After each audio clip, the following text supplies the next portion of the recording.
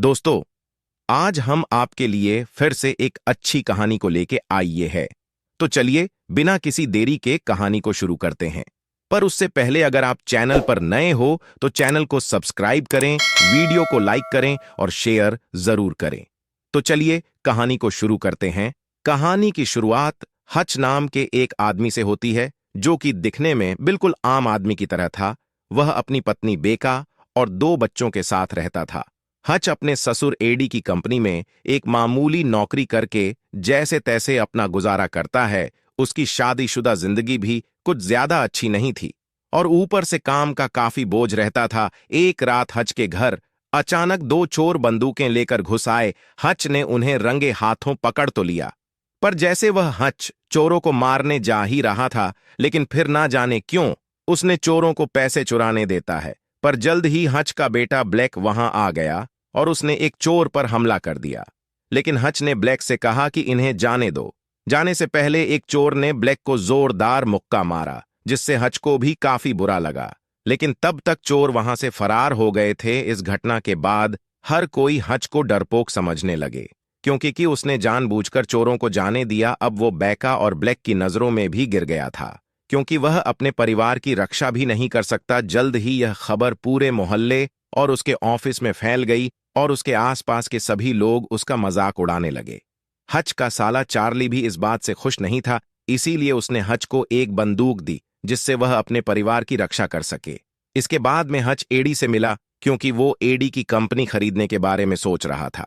लेकिन एडी को हच का बताया दाम उसको पसंद नहीं आया। तभी हच अपने कमरे में जाकर अपने भाई हैरी से रेडियो पर बात की। तब उसने हैरी को सच बताया कि उसने चोरों को क्यों जाने दिया। असल में उसे एहसास हो गया था कि ये लोग मजबूरी में चोरी कर रहे हैं। वो उन्हें देखते ही समझ गया था कि वह दोनों पति पत्नी भी हैं और उन्हें पैसों की बहुत जरूरत है। इसीलिए उसने उन पर हमला न करके इसलिए उसने पैसे ले जाने दिए। फिर शाम को हच अपने पिता डेविड से मिलने गया, जो एक नर्सिंग होम में रहता था। इसके बाद वह अपने घर लौटा और बाहर से अपने बीवी बच्चों को देखकर थोड़ा निराश हो गया।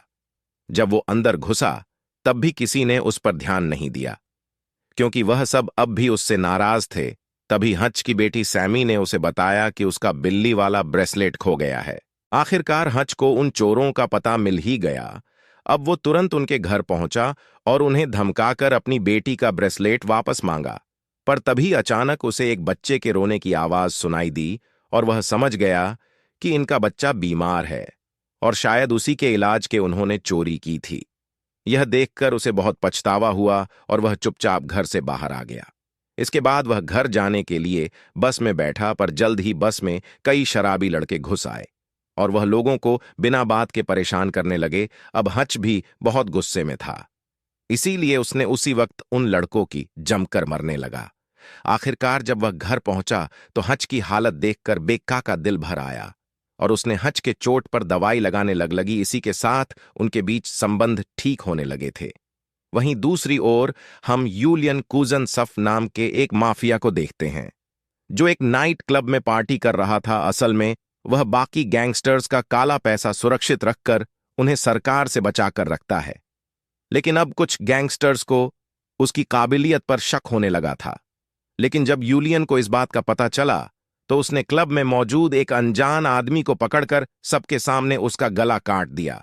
इससे उसने सबके सामने यह साबित कर दिया कि वह सच में बेहद खतरनाक है और जो भी उसके रास्ते में आएगा उसका यही अंजाम होगा। फिर अचानक यूलियन को खबर मिली कि उसका छोटा भाई टेडी कोमा में है, क्योंकि किसी ने उसे बहुत बुरी तरह पीटा था। यह आदमी कोई और नहीं बल्कि हच ही था। असल में टेडी बस में हमला करने वाले लड़के में से एक था और हच ने उसकी हड्डी पसली एक कर दी थी। यह खबर पाते ही यूलियन और उसके आदमी तुरंत हॉस्पिटल पहुंचे और टेडी के दोस्तों से उस आदमी के बारे में पूछताछ की। तभी एक लड़के ने यूलियन को हच का बिजनेस कार्ड दिया, जो उसने लड़ाई के दौरान चुरा लिया था। फिर अगली सुबह हच अपने परिवार के साथ नाश्ता कर रहा था तो अचानक उसे हैरी का फोन आया, क्योंकि उसे अभी अभी यह खबर मिली थी कि हच ने माफिया डॉन के भाई को पीटा था। अब हैरी ने हच को द बार्बर नाम के एक आदमी से मिलने को कहा जो उसे रशिया के सबसे खतरनाक माफिया डॉन यूलियन के बारे में थोड़ी जानकारी दे सकता है। आखिरकार जब हच द बार्बर से मिलने पहुंचा तो उसे पता चला कि यूलियन से पंगा लेना कितना भारी पड़ सकता है। पर हच को अब भी अपने किए का कोई पछतावा नहीं था। वहीं दूसरी ओर यूलियन ने अपनी एक एजेंट को हच के कार्ड के जरिए उसका पता लगाने का जिम्मा दिया। जब उसने जानकारी निकाली तो सबके होश उड़ गए। हच कोई आम इंसान नहीं बल्कि एक रिटायर्ड पेशेवर हत्यारा था। माना जाता था कि जिसे कोई नहीं मार सकता उसे हच आराम से मार सकता है। वह अपनी पूरी जिंदगी में किसी मिशन में नहीं हुआ जिसे भी मारने की सुपारी उसे मिली वह जिंदा नहीं बचा। वैसे तो यह सब पीछे छोड़ आया था, लेकिन उसे कोई मामूली इंसान समझने की गलती नहीं की जा सकती। उसका ट्रैक रिकॉर्ड देखकर तो उस एजेंट ने यूलियन को हच से पंगा न ही लेने की सलाह दी, लेकिन यूलियन नहीं माना और वो तो बदले की आग में था। तभी अपने राइट हैंड आदमी को हुच को मरने को कहा। तभी हच अपने परिवार को तहखाने में छिपा देता है। फिर जब यूलियन के आदमियों ने घर पर हमला किया तो हच ने अपनी काबिलियत से एक एक को मौत के घाट उतार दिया। तभी अचानक पवेल नाम के आदमी ने उसे पीछे से जोरदार बिजली का झटका देकर बेहोश कर दिया। लेकिन जल्द ही हच को फिर से होश आया और उसने खुद को हथकड़ियों से आजाद कर लिया। उसने देखा कि वह एक गाड़ी की डिग्गी में कैद था। तब उसने वहां फायर एक्सटिंग्विशर से हमला करके गाड़ी में धुआं ही धुआं कर दिया, जिससे ड्राइवर कुछ भी देख नहीं पाए और उनकी गाड़ी का एक्सीडेंट हो गया। इस दुर्घटना में उन आदमियों की मौके पर ही मौत हो गई। इसके बाद हच घर वापस लौट आया और उसने अपने परिवार को तहखाने से बाहर निकाला। घर में चारों तरफ लाशें देखकर उनका दिल दहल गया। इसके बाद हच उन्हें एक सुरक्षित जगह पर ले गया और वादा भी किया कि वह जल्द ही सब कुछ ठीक कर देगा। इसके बाद उसने घर जाकर अपना सारा कीमती सामान इकट्ठा किया और उसके पास बहुत सारे सोने के बिस्किट भी थे जो उसने आज तक सबसे छिपा कर रखे थे। आखिरकार उसने पूरे घर में आग लगाकर सारे सबूत मिटा दिए और बाहर आ गया। तभी पता चलता है कि यूलियन ने सिर्फ हच के घर पर हमला नहीं करवाया, बल्कि उसने हच के पिता डेविड को मारने के लिए भी गुंडे भेजे थे। लेकिन उसके पिता डेविड ने बड़ी आसानी से सभी गुंडों को मार डाला। इसके बाद हच उन सोने के बिस्किट्स को लेकर एडी की कंपनी खरीदने पहुंचा, लेकिन उसके साले चार्ली को लगा कि हच उनका मजाक उड़ा रहा है। इसीलिए उसने हच को जैसे ही मरने लगा तो हच ने भी एक सेकंड में उसे शांत कर दिया। उधर जब यूलियन को यह खबर मिली कि हच ने उसके आदमी और उसके बाकी साथियों को जान से मार दिया है तो वह गुस्से से तिलमिला उठा। उसने उसी वक्त अपने आदमियों को हुक्म देकर हच का सर काटकर लाने को कहता है। इधर हच भी पहले से जानता था कि यूलियन चुप तो नहीं बैठेगा, इसीलिए उसने अपनी सुरक्षा के सारे इंतजाम करने शुरू कर दिए।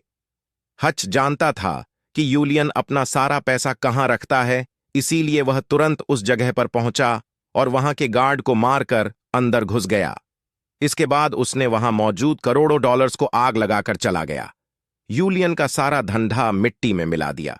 फिर वह यूलियन के क्लब में उससे मिलने भी गया और उसके सामने बैठकर आंखों में आंखें डालकर बम से उड़ाने की धमकी दी। यह देखकर यूलियन ने सबको बाहर भेज दिया और खुद हच से बात की। तब हच ने उसे समझाते हुए ऑफर दिया, देख तेरी भलाई इसी में है कि तू मुझसे और मेरे परिवार से दूर रहे, वरना मैं तुझे बहुत बुरी मौत मारूंगा। फिर उसने यूलियन को जले हुए नोट दिखाकर कोई दूसरा धंधा ढूंढने की सलाह दी और अपना बॉम्ब उठाकर वहां से चला गया। लेकिन सच तो यह था कि यूलियन अपने भाई को पीटने वाले आदमी के साथ कभी समझौता नहीं कर सकता था। इसीलिए हच के निकलते ही यूलियन ने अपने सारे आदमी उसके पीछे लगा दिए। हच भागते भागते अपने ससुर की फैक्ट्री तक आ पहुंचा और तभी अचानक डेविड और हैरी भी हच की मदद करने आ गए। लेकिन अपने जबरदस्त हथियारों और हच के पहले से बिछाए हुए जालों की मदद से सभी गुंडे जल्द ही मारे गए।